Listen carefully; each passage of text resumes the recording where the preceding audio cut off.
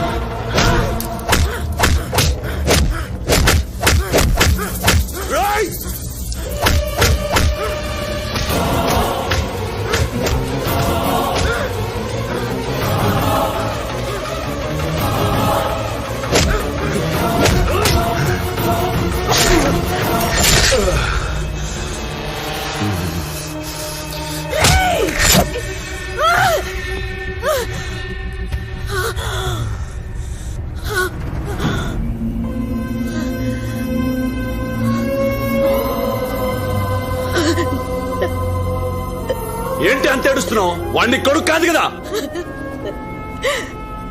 అవును, వీడెవరూ నాకు తెలీదు. కానీ మొదటిసారి నన్ను కౌగిలించుకున్నప్పుడు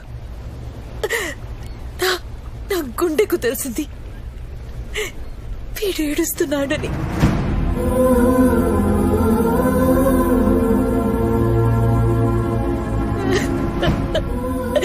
అప్పుడు నాకు అర్థం కాలేదు. ఆ రోజు పొలంలో వీడు మీ అందరినీ కొడుతుంటే నాకు 1000 ఏనుగుల బలం వచ్చినట్టు అనిపించింది.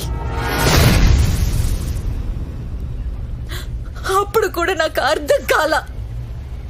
నువ్వు ఇప్పుడు అడ్లీ పొడిచావు. వీడి పేగి తెగితే ఇక్కడ నా పేగి ఏడుస్తుందిరా.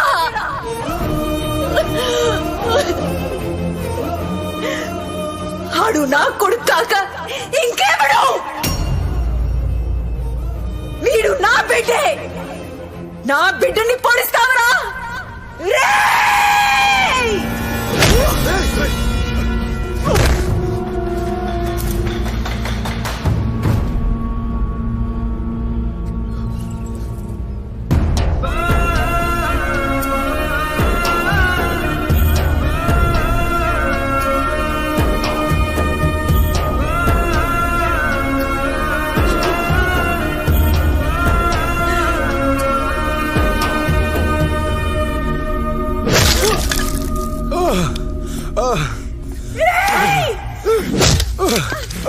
చంపండి రాండి.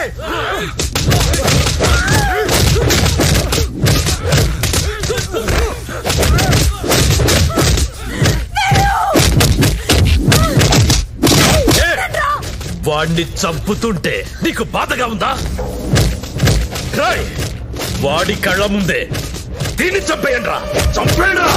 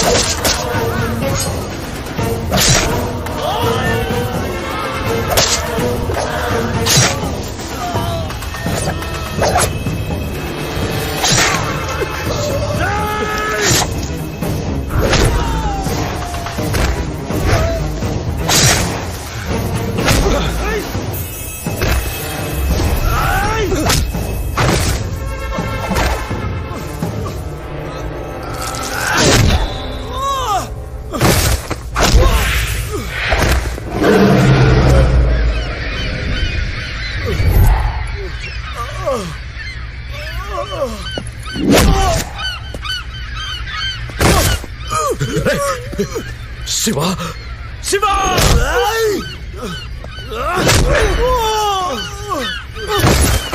నానా కన్న తల్లిని చంపిన రాక్షసుడు వాడు. వదలదు. ఏయ్! నా కొడుకును చంపేస్తారా? ఏయ్!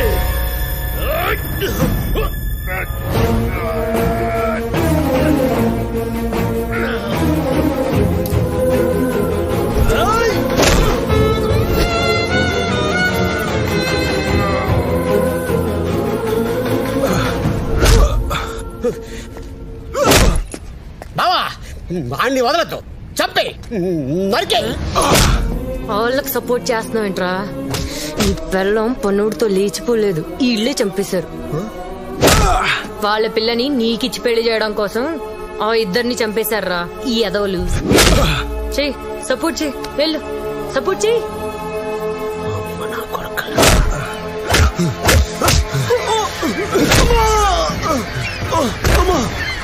ఏయ్, అమ్మా అనొద్దు.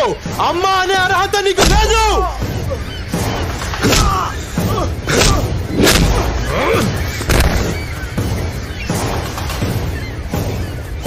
ఎంత ఖర్చు అయింది నేను పెట్టుకుంటాను. అండి కాల్చేయి. ఏయ్! అల్లుడు అల్లుడా గిల్లుడా కాల్చేయి.